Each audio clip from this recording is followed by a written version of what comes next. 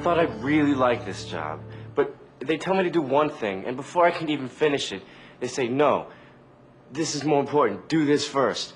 Or sometimes even drop that and get this rush out right away. I can't work for people like this. I may quit. I can't work like that? How do you like that? Any job, they expect you to be willing to drop something and get onto a rush job. The trouble with him isn't the work, it's him. He's just plain inflexible. I don't get it. I'm supposed to keep my customers happy, right? Well, I had this customer who was tired of waiting for his order. So all I did was ask the chef to hurry it up. You think I committed a crime? Look, I'm not saying the new kid isn't a hard worker. But you know what she said to my new chef? The guy it took me 2 months to land? Can you hurry up my order? My customer's complaining. That's a waiter talking to a chef. She learns or she goes. The way I figure it is, I'm not here to make friends. I'm just here to do a job. This place, people yakking, they probably don't like it that I keep to myself. But that's too bad. It's just the way I work. Sure, he's a computer whiz, no question. But that guy won't say hello to you in the hall, let alone help you out when you're stuck. And now they want me to work on a project with him? They can just find somebody else. No way am I going to put up with his snobbiness.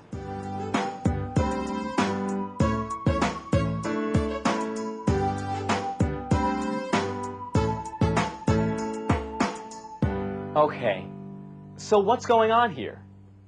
All three of these people's work is satisfactory, and all three work hard. Chances are they are all smart with good IQs. IQ stands for intelligence quotient. But there's another measure in which they all rank low, and that's what's getting them in trouble. Right. That's emotional intelligence, the skill that can make you or break you on the job. It's not how smart you are or even how well you do your job. It's another part of work. It's the emotions part, the feelings part. It's self-awareness and self-control. It's the ability to get along with others, to be part of a team, to be flexible, cooperative, and motivated. And it's the skill that employers say they value most. That's the reason that sometimes it's not the worker who has the highest intelligence or even the most skills who gets promoted. It's the ones with the highest emotional IQ. The great thing about your emotional IQ is that it is one IQ you can raise. Your intelligence, that is how smart you are, usually stays about the same throughout your life. But whether you have a temper, trouble with authority, are shy, maybe insensitive to people's feelings, whatever, you can grow and change. You can become more emotionally intelligent. So let's get going. And where do you start? Well, first meet the people who are going to help us out. That's Tom, and Joni, and Sarah, and William, Daryl, and Ashley. And I'm Chris, and this is Viviana.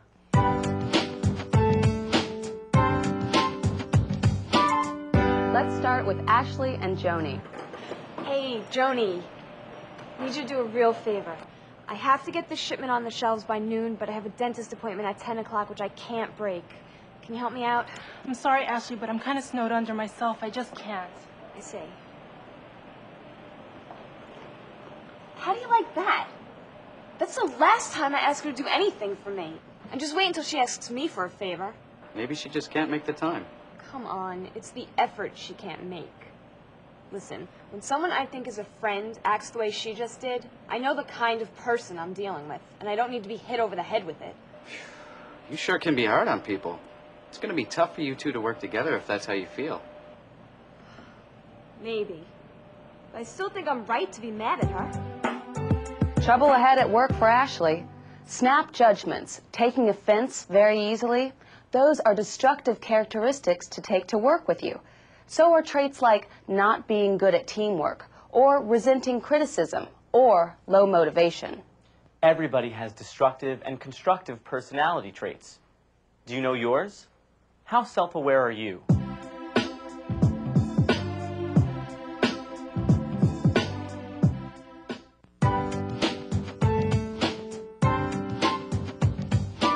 How did you do on the self-awareness handouts? Learn anything about yourself?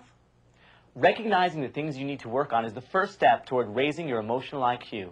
Knowing yourself a little better is a good first step. But now, what do you do about the traits that need improvement or change? How do you change? Now, got a minute? Just about. What's up? Boss wanted me to check this scheme out with you. I don't get it. First National. Hold on. What I really want to know is, since when do you check me out? It's just something I want to know, now. Sure thing. But I'll tell you what. The boss will be back 2, 3 o'clock, and we'll see what it's all about then. That work for you? Yeah, sure. I'll catch him first thing. Okay. You were great with him. He seemed so mad. Yeah. Truth is, the boss wanted me to check out anything to do with First National. Whatever it is, I figured it could wait. Better hearing it from the boss than having it come from me. But you stayed so calm. I always thought you had a real short fuse. Well, I do sometimes. But Tom was feeling kind of put down, and I didn't want to make anything worse. I'm learning. Well, what did you think of that? Just what we wanted. A perfect example of emotional IQ. Look what's going on here. Daryl could have insisted and made the situation worse. Instead, he kept his temper under tight control and thought of a good way to handle it. Right. High self-awareness. And then he recognized Tom's feelings about having his work checked by a coworker and suggested they wait for the boss. That gave Tom time to cool down. It also saved Doug from having to correct a coworker. Good sensitivity to another's feelings. All adds up to high points for emotional IQ. But Daryl wasn't always a high scorer on emotional IQ. Take a look at how he got that way. Hey, Joni, I needed that work order made up an hour ago. What's going on here? It's coming. I've just been so busy. Busy? That work order was supposed to be down by 10:30. It's now after 11. We have a lot of stuff that needs to go out. And you tell me you're so busy? Get on it. I don't take my orders from you. Lay off. I'll get to it when I can. We'll see about this.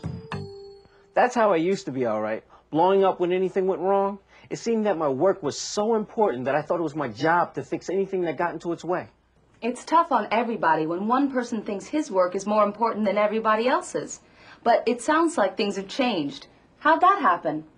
Actually, it was after that big blow-up with Joni. It turned out that Joni was doing a special job for the big boss. I was the one who ended up in trouble. I got sent down to Human Resources. They had 3, 4 complaints about me and my temper. And I'll tell you, I honestly think I was on my way to being fired. Well, you seem okay now. Was it hard? It was hard to change, but I know myself better now. I know that when things aren't going right, I tense up and I take it out on the first person I can blame. I've always been like that. I still tense up, but now I calm myself down. I do a little deep breathing, count to 10, whatever works. I don't let my emotions run me anymore. Listening to Daryl, there's something interesting here, and that is feedback. Daryl got feedback about his emotions from Joni and from the Human Resources complaint file about him. But he was smart enough to listen. He sure did. And that's an important way to raise your emotional IQ, by listening to the feedback that we get from our family, from our friends, from the people we work with.